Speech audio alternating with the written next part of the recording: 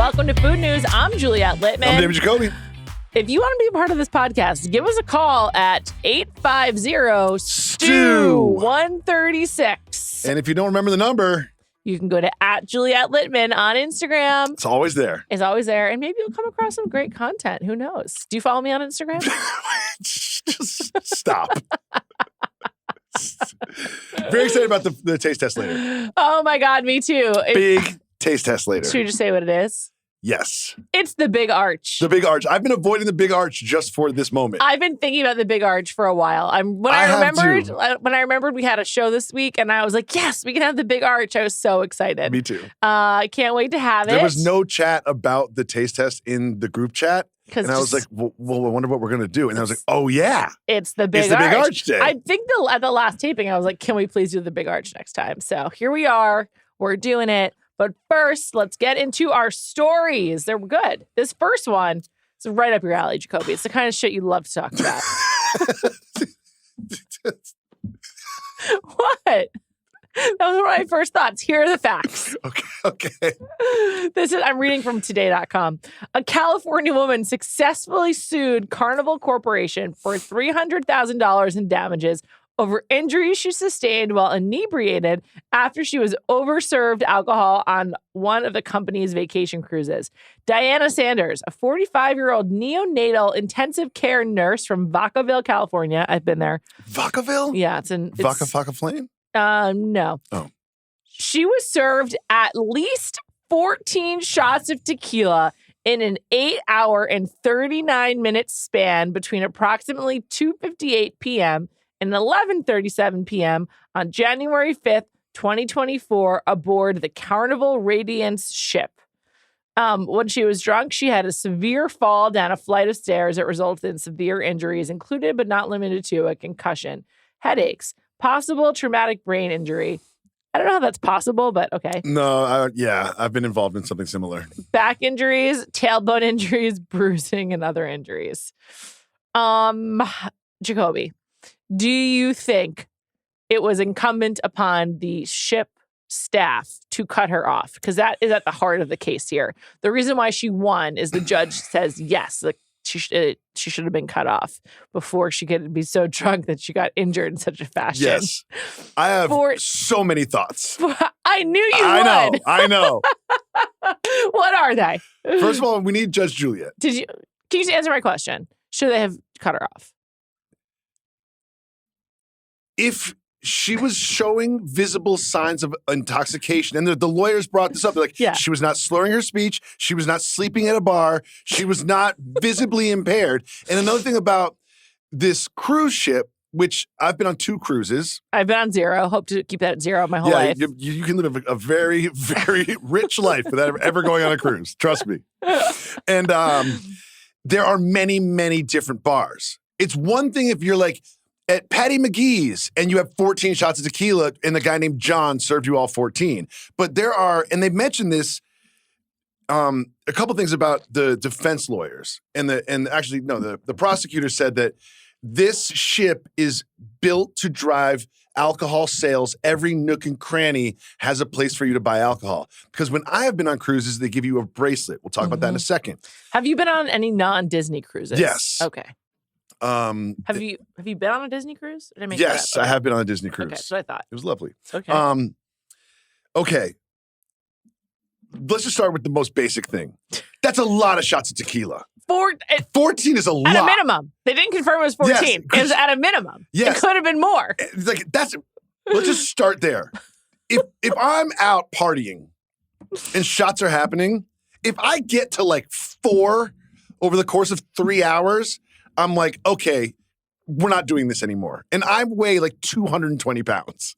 You know what I mean? Like, that is a lot of shots of tequila. Yes, it is. So, whether the legal onus is on Miss Sanders, she should have like an internal clock that says, I've now taken 12 shots of tequila, perhaps maybe a glass of water I'm going to mix in. Right? Well, she may have also had water. We don't know. We're not in the court of law here. Sure. Right?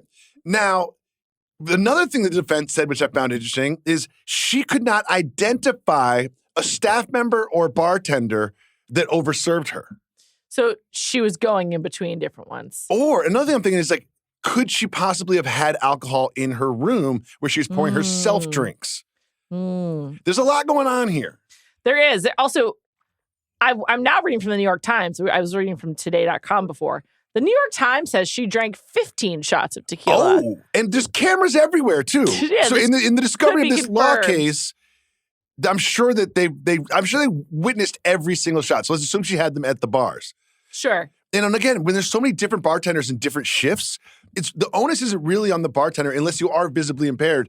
They don't really know your drinking history of that day. However, on the cruise that I went on, it was an all-you-can-drink cruise, so you scan your wristband. Oh, every time, so they can see how many you're drinking. Yeah, and I was with all my college friends for our 40th birthday, and I was thinking to myself, somewhere there's an Excel spreadsheet. Of how many drinks you've had. Yes, of just like somewhere there's an Excel spreadsheet of just like all of the drinks that all of us had, and I really think that they, at that point, they do track if you're scanning it in.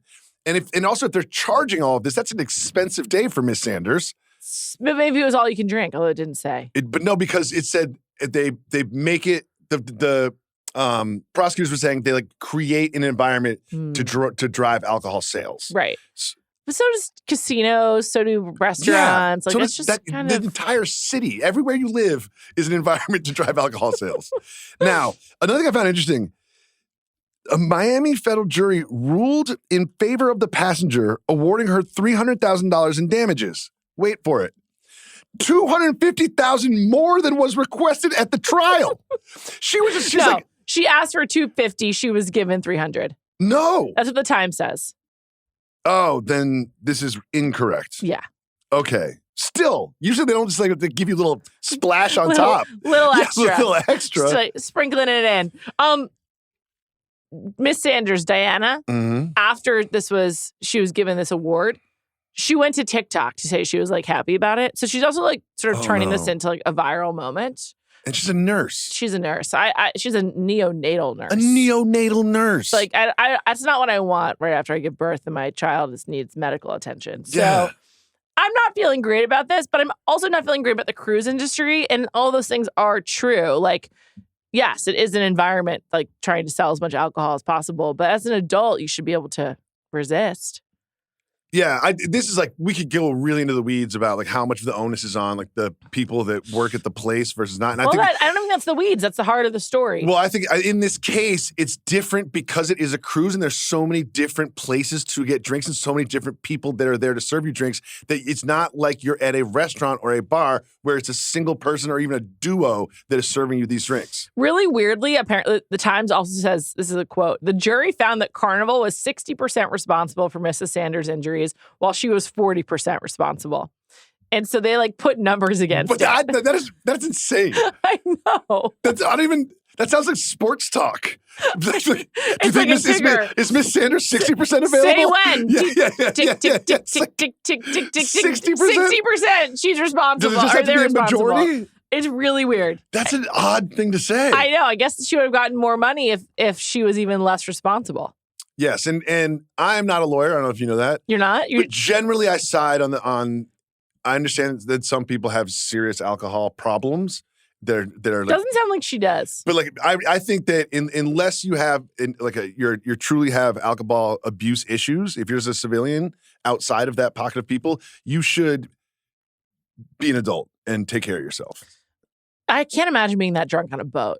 What's that hangover like? What's that nausea like? I mean, that sounds also awful. Who is she with? Great point. Who is she with? She's no idea. Probably not alone. Oh. So maybe if you're one of her friends or family or even a stranger, like maybe it's time for you to let down, Diana. See you tomorrow. Another thing I thought.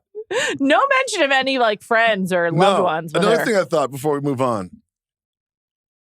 I would have probably started before 3. Do you think I'm on a cruise? Start at noon? Yeah, if I'm on a cruise what and else have is there breakfast, to do? you know what I mean? You're probably like around noon, 1 o'clock. Be like, yeah, sure, I'll have a Long Island iced tea. Sometimes I'll see a cruise ship. Like I'll be driving along the West Side Highway, or like when I was in Sydney by myself, there was all these cruise ships docked in Sydney Harbor. They are so fucking big. Like they're huge. They are bigger than most apartment buildings in New York City. It's crazy how big they are. It's inappropriate. This should not be on the seas. Like I am morally opposed opposed to cruise ships. Opposed to cruise ships. Like, I'm looking at a picture of a Carnival cruise right now. You know who owned Carnival Cruises, by the way? Ooh, no idea. Mickey Aronson, owner of Miami.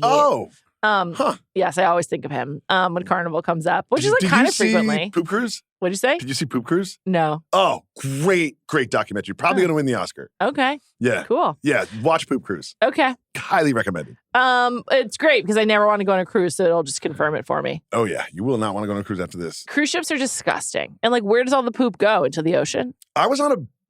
You have to watch the documentary. No spoilers. Okay. For our audience. But I'll say this. I was on a cruise for like 5 days. On day 5, I was like, what's this part of the boat? I was like discovering new things. After 5 days of being on a boat, I was discovering new things. Is Titanic meaningful for you? Not at all. But I've seen it recently because my kids watched it. All I can think about is just how much Titanic, like, is all I think about with big boats, Titanic. Because I've never been on one, so. Dude, it would be nice. It's not even the crashing. It's just like setting off for America from Southampton. Do you know what a cruise would be good? What? Miami to the Bahamas, and you use it as travel. That's you know what I mean? That's a ferry. Yeah, that's what it would be good. A big, huge ferry with pools and bars and a basketball court and only slides. 3 hours. Yeah, so like 7 hours. Water park on the seas. Yeah, with cabins. It's a huge You know where they ferry. should do this? In between the Canary Islands, since they're so into water parks in Tenerife. Yes. Ferry between the islands. Yes. The Canary Ferry. Yes, exactly.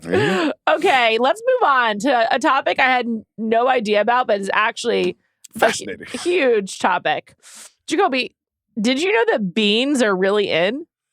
I had no idea until I spent 40 minutes learning about beans this afternoon. So there is something called Rancho Gorda, which is started a bean club, which has 29,000 members. And Rancho Gordo. Gordo, sorry. 30,000 members, another 30,000 on the waiting list. Do you know what Gordo means?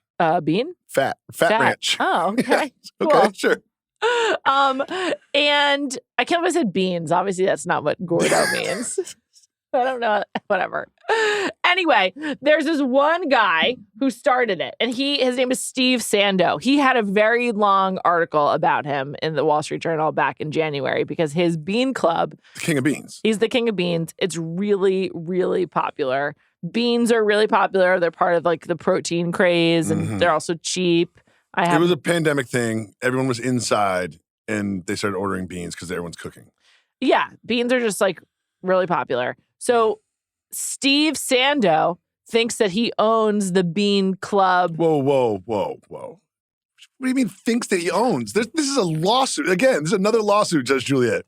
Steve Sando and Rancho Gordo, they trademarked the term bean club. So correct. And so there's now that thinks he owns. They trademarked. It's legal. I guess he trademarked it. There's a company called Foodocracy, and they have their own membership club. It's called Heirloom Beans and Grain Club, and they are being sued by Steve Sando. Again, Judge Juliet, they're not being sued. They got a cease and desist letter. They got a cease and desist letter from Steve Sando threatening a lawsuit should they continue with their Heirloom Beans and +sign Grains Club. Plus sign. It's a plus sign. I like this. Watch. This is a quote from the young woman who runs Foodocracy. Her name is Lisa Riznikova. Great job by you. CEO of Foodocracy. Quote, "We're all a little mystified why the king of beans is coming after the small guy. I don't see us dethroning Steve Sando, nor is that our goal." And there's examples of a couple of other smaller places that were also received the cease and desist letters. Buttermilk Bean here in New York. Yeah, interesting. It is interesting. Where do you land on this? And it is worth mentioning we have covered something very similar with the chili crisp. Chili crisp, yes. Yes. And mochi muffins. We did not cover that though. I do not think one person should be able to trademark like a bean club as a type. I mean, what does he want it to be called instead? Like a legume club? He's like, I do the bean club. You guys can do anything you want, but I've trademarked the two words bean and club next to each other. So do you think that if they had something that was just called like, let's call it like coin club or like bean counter club or something like that, do you think he would also set a cease and desist because it's like a membership around beans? No, I think the term Just the Bean title. Club. But my thing is, again, not a lawyer, but I think that this is a little bit of this is on sort of like the trademark office. Yeah, of like I course. think they should have to filter these things. Like a great example is like it's like trademarking the term farm to table. It's just certain things are too wide to trademark. Like, what if I trademark like T-shirt or pants? Yeah, you know what I mean? Like it's ridiculous. It has to be on them. Like you should not be able to trademark Bean Club. There's not. It's also like Xerox is like a copy or whatever. Like Kleenex Yes. is a tissue. Yes. Those are synonymous with their Product. yeah, but they are its own thing. Like I understand why that is like a trademark. Bean Club, as you're noting, is just so generic. It's ridiculous. Yes, and the idea of Bean Club came up because of the pandemic, and he's in Napa, and he basically said, "Oh, look at all these popular wine clubs. I'll start a Bean Club." But you can't. The margins on the Bean Club must be so high. It's crazy. But what I'm saying is like you can't trademark wine club because there's so many of them. Right. He just happened first mover advantage. Yeah. So did someone trademark book club? Great question. There's the movie Nightclub? Club. I'm anti Steve Sando. I think this is ridiculous. I could tell early on you were anti Steve Sando. Yeah, this is ridiculous. Like I guess he technically does own Bean Club, but he shouldn't be allowed to. The government fucked up. That's kind of how I feel. Here's the thing: is it's not even Steve Sando; it's his lawyers that wake up in the morning and like put Bean Club into the algorithm and see what pops up, and they see some little mom and pop shop trying to start a Bean Club, and then he sends them a mean letter. Like I don't think Sando's out here doing this, but he hires the people that are out here doing this. Yeah. And another thing about Sando I did like though. Yes. Hold on, a little bit of BioBlast here. Okay. It began with Sando, a former Esprit salesman and radio DJ. With no professional food or farming experiences, growing beans in his Napa backyard. He started selling them at Yelpville Farmers Market, where in 2003, one of the country's most famous chefs, Thomas Keller of 3 Michelin-star French Laundry, discovered his beans. Demand took off, and Sando began buying farms in the United States and Mexico. I like the origin story. He's a radio DJ. Yeah. He's like, good morning, Napa. It's a foggy one out there today. Get your heirloom beans. He's just like an Esprit salesman. It's like this Esprit. It's really weird. I don't know. And he started growing beans in his backyard, and now he's the king of beans. That trying to go after the little guy. It's just a cool story. It is a cool story. He's like a funny villain. I feel like he's like a cartoon character. I feel like we just created another blockbuster movie franchise, The King of Beans. Just don't call it the Bean Club. Maybe that's the title.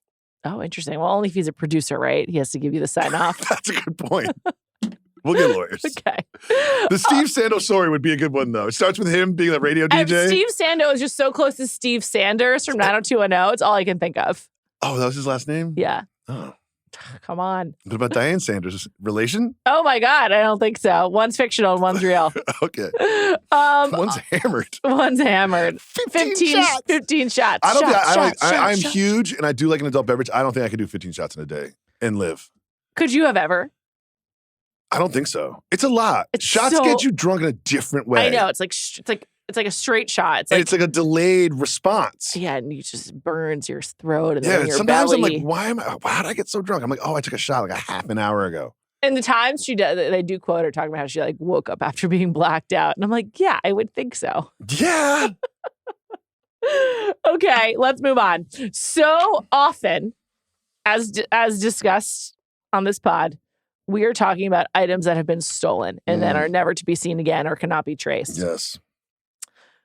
Finally, somewhere in California, in the Los Angeles County, goods have been recovered, a wide range of goods.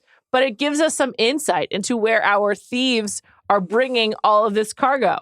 Meat was not recovered, thank the fucking Lord. I don't want that just like sitting in some dry goods, warehouse in Southern California. Crab legs.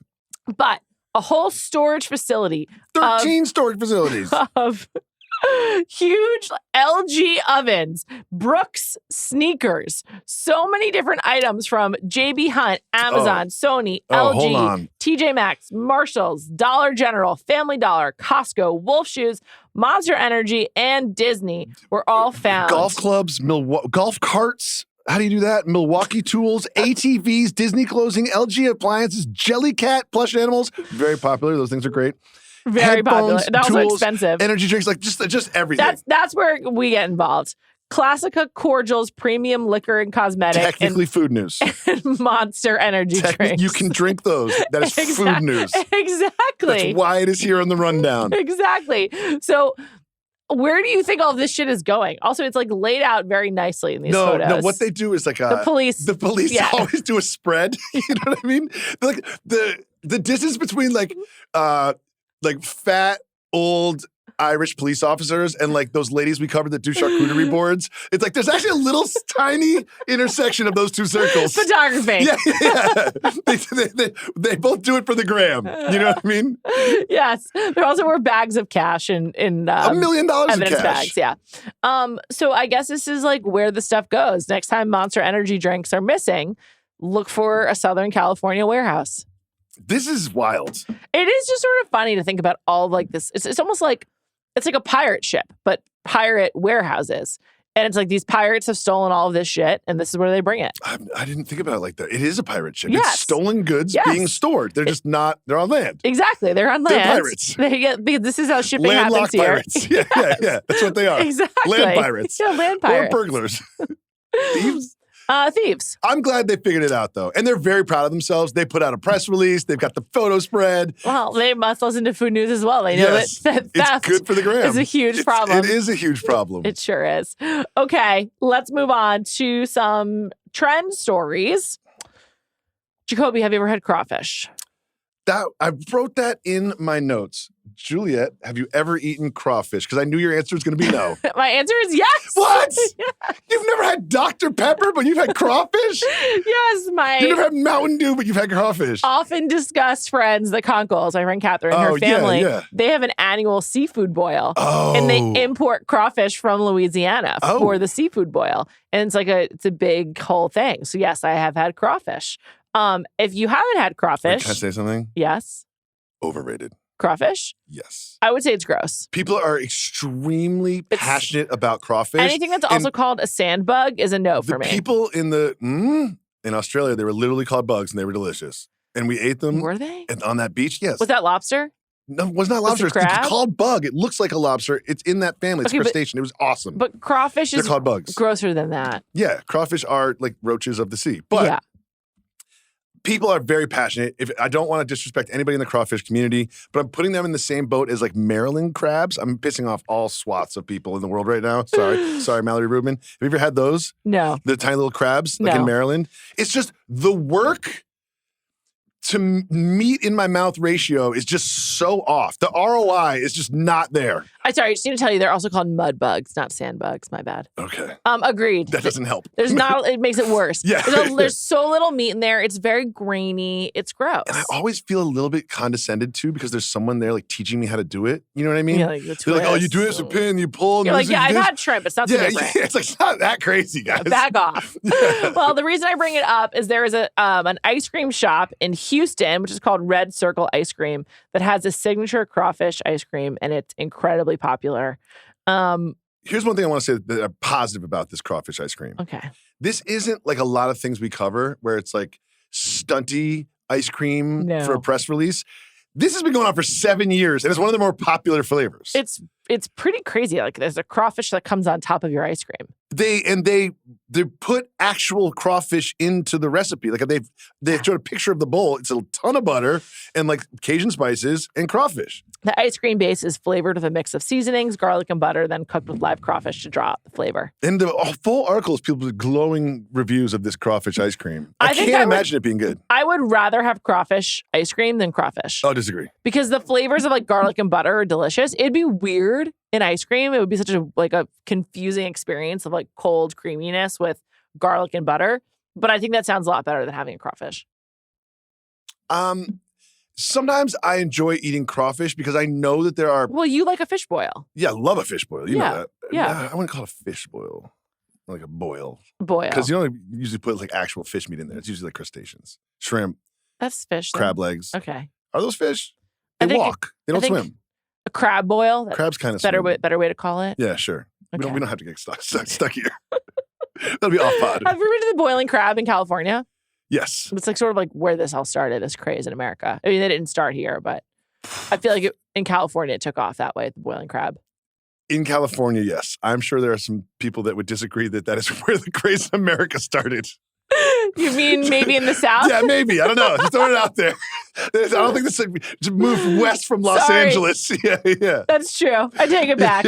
Yeah. But listen, to the crawfish community, we respect you. We love you very much. And to this ice cream shop in Houston. Crawfish. I think that the Red Circle ice cream, check it out. I just liked it because it's been going for 7 years and it's a popular item. It's not just like some trendy it's not a thing gimmick for TikTok. You know what I mean? And I do think the ice cream sounds better than crawfish, as I just said. So I'm open to trying it. The ice cream version of food is always going to be better than the food.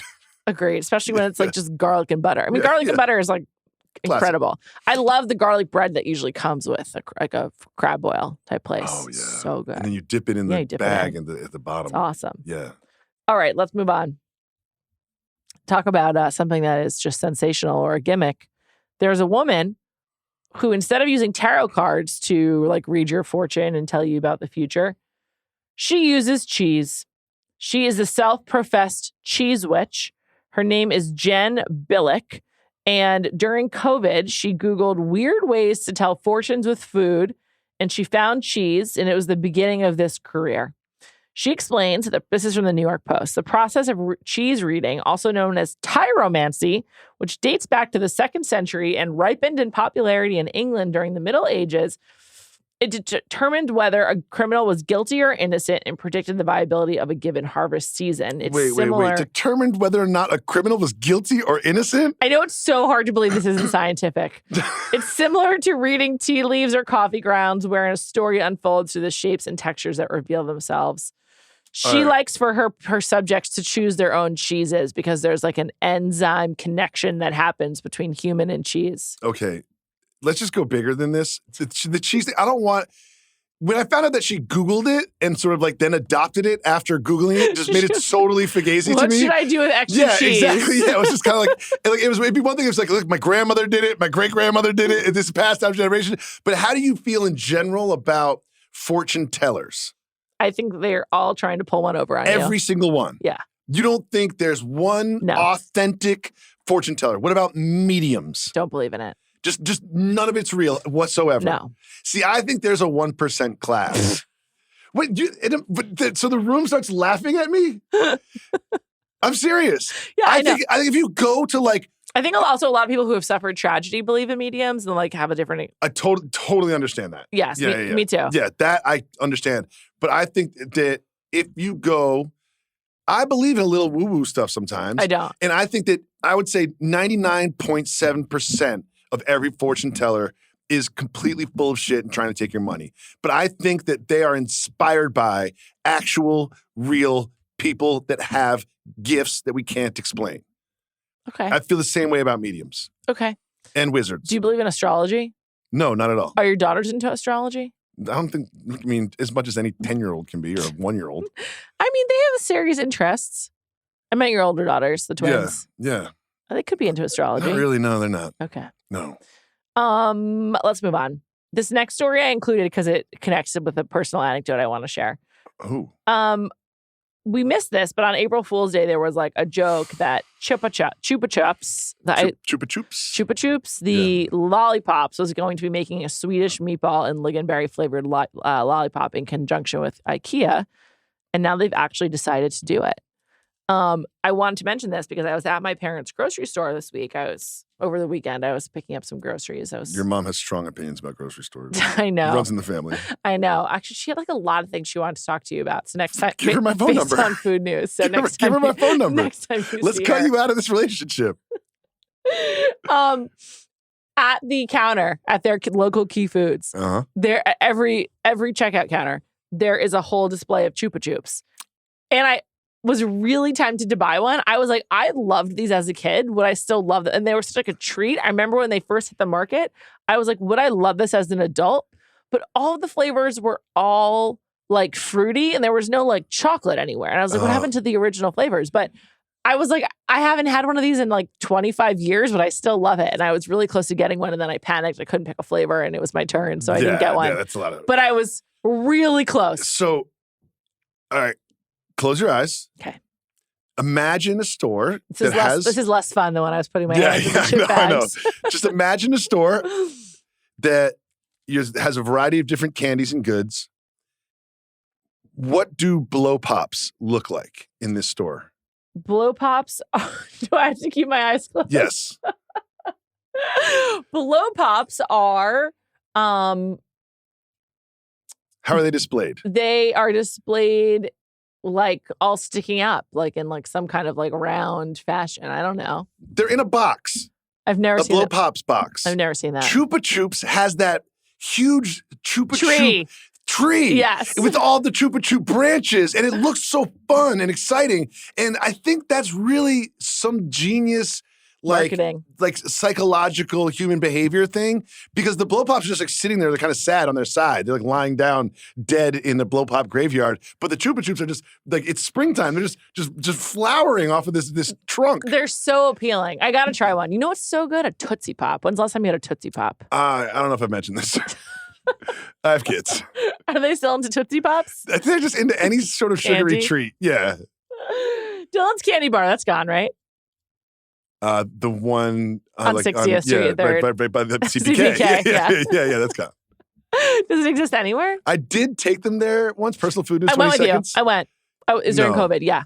No, Okay. Well, you weren't there that day. We did go once. Oh, we've gone. Yes, that did happen. Absolutely. Yes. A different trip than that one. I bought them the giant lollipops. Oh yeah. Those are the stupidest products. Then you're just stuck with this You're sticky stuck thing. with a sticky lollipop. You try to like put the wrapper around it again, and you can't. And the kids get sick of them so fast. Like, who invented those things? Like, they were created pre-Instagram too, because that's an Instagram product. So, Dylan, I mean, can you imagine Dylan's Candy Bar today in the Instagram era?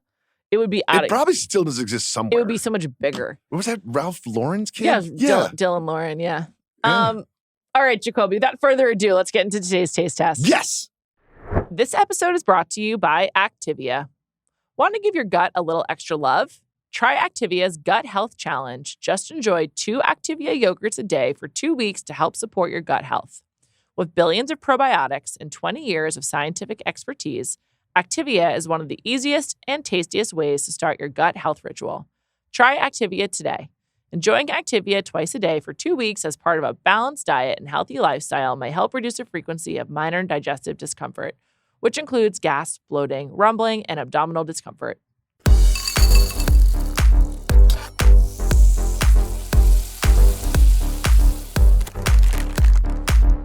Okay, it's time for our hotly anticipated taste test. I'm going to take the people behind the curtain. We were prepping for the show together.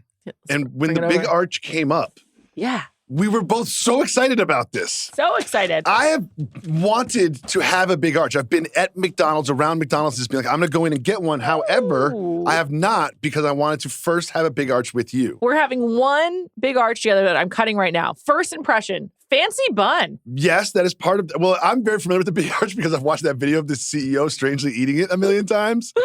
But yeah, there's special sauce in the big arch. There's 2 quarter pounder buns. 2 layers of cheese. And the crispy onions. That's a huge sell for me. Yeah. Don't forget.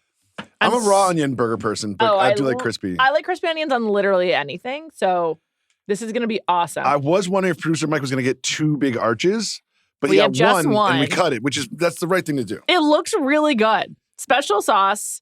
I love lettuce. A lot of cheese, crispy onions in the bottom. I'm going to give it a shot. I'm fucking going in.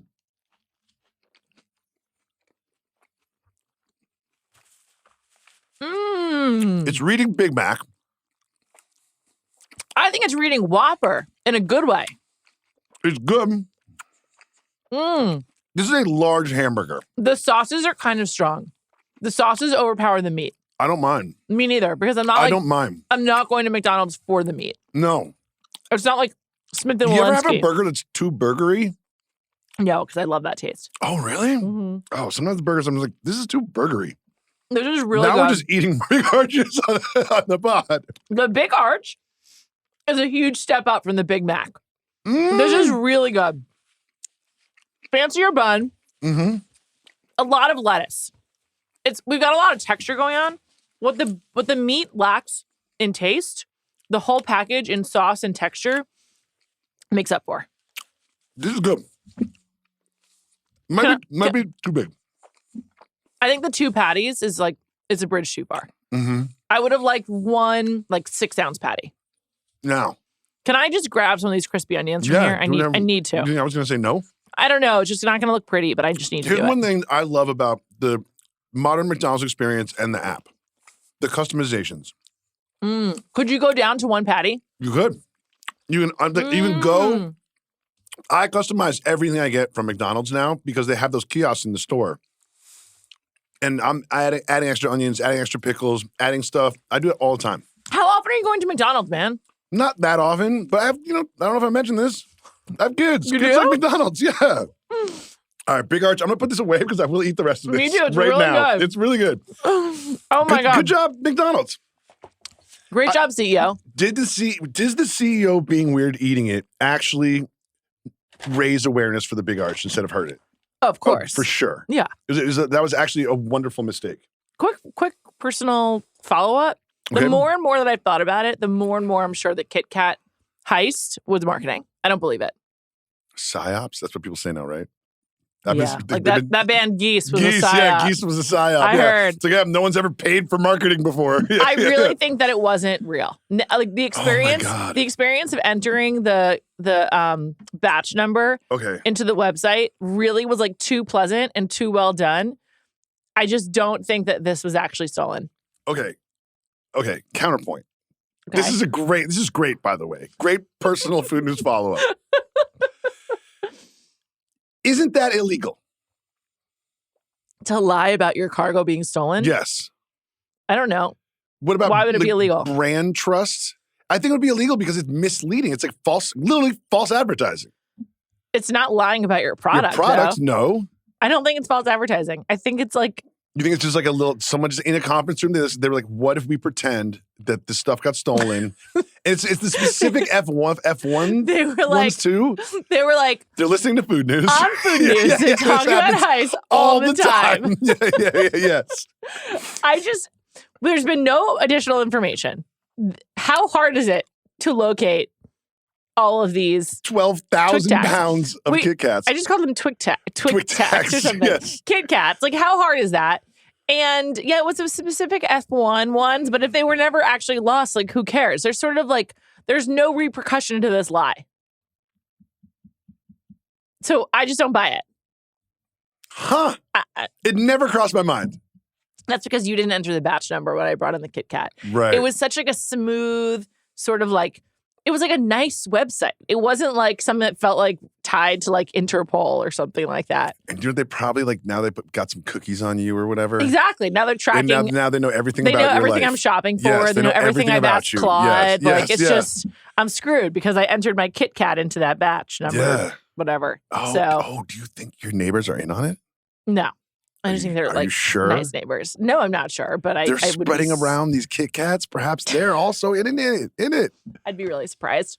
Okay, now I have my regular personal that food was news. Great though. Shout out to you. That was a good one. That was a big arch burp. Tastes pretty good. I can't wait to finish the pod to finish my big arch. First of all, you did something strange. What? You put it down upside down. I'll bring it back for everyone to see. That's odd. Am I crazy? No, I agree with you. Yeah, okay, thank you. I don't even know. First thing I noticed, I was like, how? How did this happen? How did that happen? Rewind the tape. Yeah, what happened there? I have no idea. I've never seen someone do that. There's a very specific top to the big arch and a very specific bottom to the big arch. Other sandwiches. Mike, when you edit this together, can you rewind? we need a slow-mo of how I put down the burger. Mm-hmm. I have no idea how this happened. This is stunning. Yeah. There's fries in there if you want some. I'm good. All right. Personal food news. PFN. A couple weeks ago, I was like, why does everything have to have cottage cheese in it, right?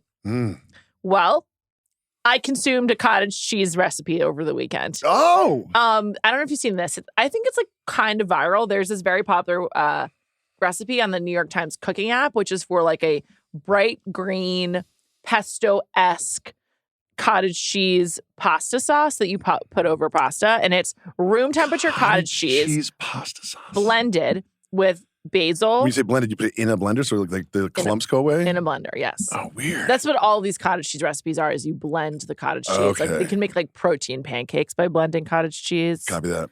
It's recommended for toddlers, I guess. It's just so much cleaning.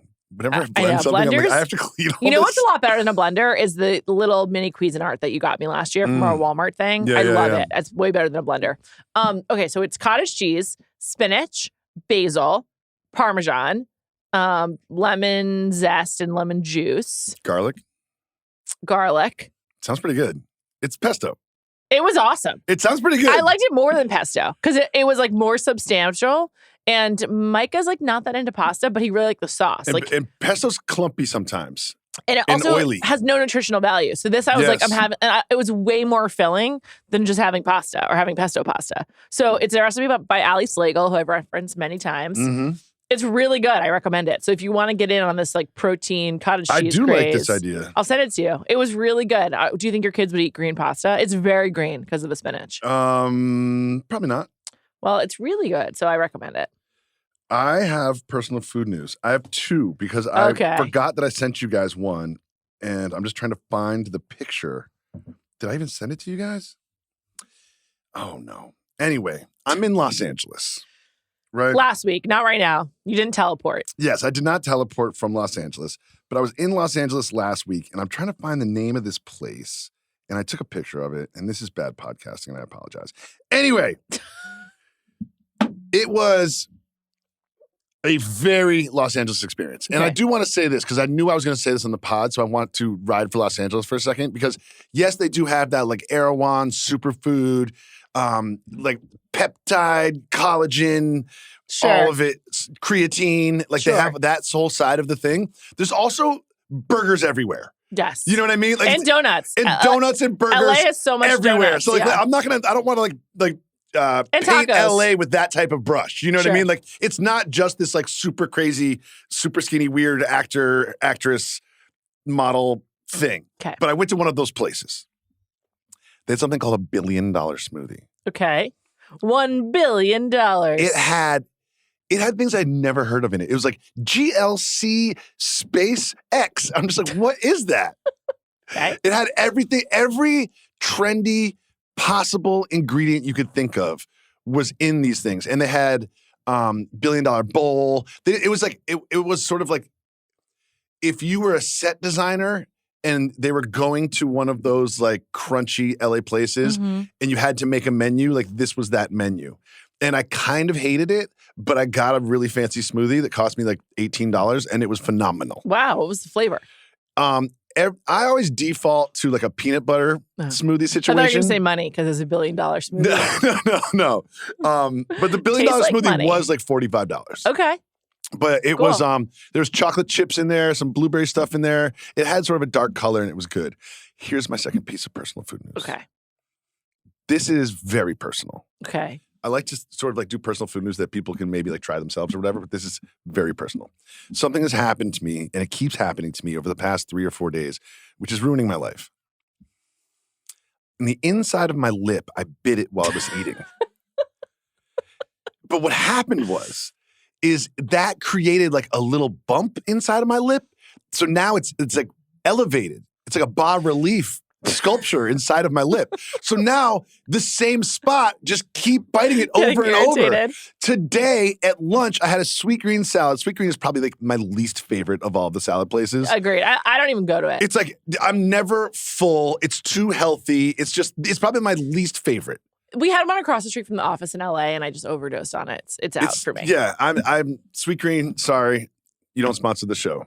Chopped, just salad. Just everything salad. else. What's up? Just salad. Just salad. Like bring your tailgate. I'm raising the roof for just salad. And it just keeps happening, and the bump gets bigger and bigger. And like a cut inside of your mouth is worse than like a Samwise sword, like Yes. through your Do forearm. you know? Yeah. I mean, as you know, my tongue has a lot of issues. Yes, yeah. I have a lot of inside the mouth Yes, issues, so yeah, I yeah. relate. It's awful. Yeah, so that's You my don't struggle. have any citrus right now. It's gonna hurt. That's my struggle. All right. Well, we wish you the best. The good thing about inside the mouth injuries Heal quickly. quickly. Yeah. So I think you just lay off it. You'll be okay. Yeah, but when I do bite the inside of my mouth, you're just usually like I'm with other people and I'm eating, and then all of a sudden like my whole body language changes for Yeah, a it second, hurts. and people are like, "What the hell's wrong with you?" Very sensitive area. Did you just get stung by a wasp? You know, I'm like, "Oh no, Maybe. I bit my mouth. I bit the inside of my mouth," and my son is like, "That's something that babies do," and I was like, "Okay." Well, you have more teeth than a baby. At least more than mine. How many teeth does Colette have? 4. Micah has 6. Yeah. It's coming along. All right. Into personal food. Listener food news. Let's go. Hey, Juliet and Jacoby. This is Lauren calling from Atlanta. Not a first-time caller, but I would imagine Mike's job is pretty hard. So I am calling because my son's having a birthday party on Sunday. We are doing bagels as, an easy kind of handheld food. He goes to a Jewish preschool. Okay. I can assure that there are quality bagels that would be good for any bar or bat mitzvah in Atlanta. My question for you guys is, if you were doing a baker's dozen bagels for a crowd or a group, how would you choose those bagels? Like, what numbers going to which type of bagel? And then the reason I chose baker's dozen is because I want to know, what do you think would be like the sad bagel that's left at the end that nobody 13th. wants? So I'll tell you, and Juliet, you and Jared would probably be pretty upset with me about this, but I did order some blueberry bagels because I thought they would be good for the kiddos. Kids. So I'm imagining blueberry is going to be the sad bagel left at the end.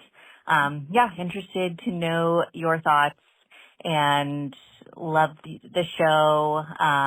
If my husband's listening, hi, Jacob. Love you too. Jacob, we love you too. Yeah. Jacob's giving her a hard time, it sounds like. Sounds like he's a bagel purist like me. Sweet bagels, I just don't know the point. Like, my baker's dozen would be 4 everything. Okay. 4 onion. Onion? Love an onion bagel. Well, this is for the people, though. This is not about your personal taste.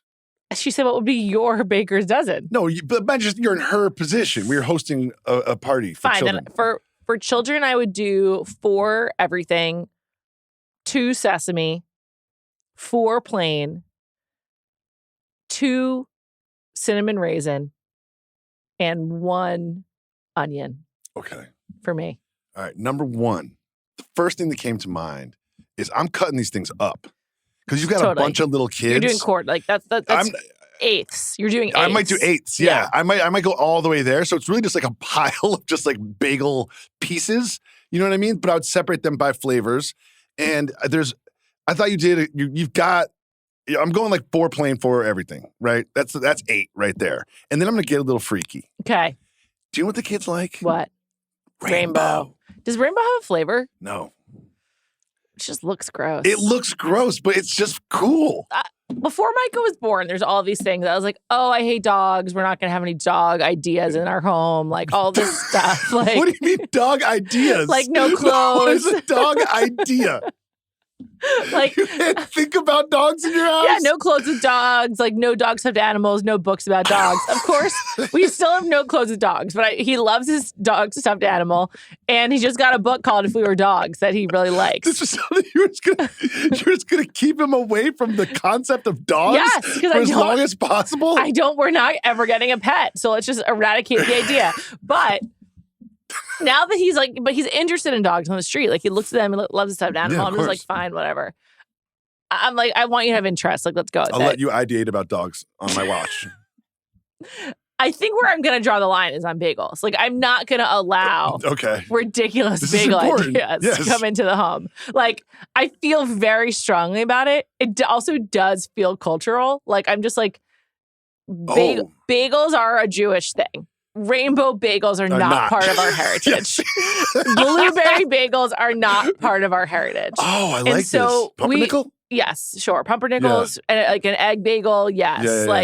But these like ridiculous novelties that have become like, national phenomenon, like, they are not part of my home. And so it is going to be very clearly about being Jewish as well. It's not just like some arbitrary line that a mom is drawing. I'm like, I was raised to see bagels a certain way. You'll be raised to see bagels a certain way. First of all, I support you. Thank you. And I think that you are being very brave and allowing him to think about dogs. I'm allowing you to look at them on the street. He's allowing you can even look at dogs and think about them. but you can't dream about them or have one. Well, he has the stuffed animal. It's the closest he's going to get to a pet. Yeah, that's We're great. not having any pets. Too much work. And secondly, I just want to say that she said that Mike's job is hard, which is, It is. He's busy. It's very busy, but it's also, it's a sliding scale. There's a spectrum. I think because people's calls are getting ignored, they think we're getting like thousands of calls. Yes. But like really, Mike's just like, I think probably being arbitrary and picking like 3 to listen to. Yeah, he picks his favorite ones. He reads a little bit. If he likes the beginning of the transcription, then he listens to that one and not the other ones. That's fine. I like people thinking we're getting thousands of calls. Yes, I That's do. awesome. Yes, it's like Theo Von, Joe Rogan, Bill Simmons, and Food News. Totally. Yeah, basically. Theo Von, who will always just be from The Challenge and Road Rules for me. Of course. Of course. That's all I see him. And secondly, you say his job is hard, but you also are in Atlanta, where he famously imports bagels I know. to. I was gonna say that was his Are we route. gonna have a throwback to Mike flying the bagels how, like, to the Atlanta? bootleggers would like drive up and down these certain highways in North Carolina, and that's like we got NASCAR. Yeah. Like this could have been like the start of Mike's the bagel pipeline. bagel pipeline. That's the name of his bagel shop, Mike's Bagel Pipeline. Mike's Bagel Pipeline, the above ground bagel railroad. Exactly. Yeah. All right. Well, have a great time at your son's party. Let us know how it goes. Yeah, Mike cut those bagels up. may Cut or them may up small. not Cut them up play small. the party, play the message. Thanks for listening to Food News, everybody. Thanks to our producer, Mike Wargon of Mike's Bagel Pipeline. We'll be back next week.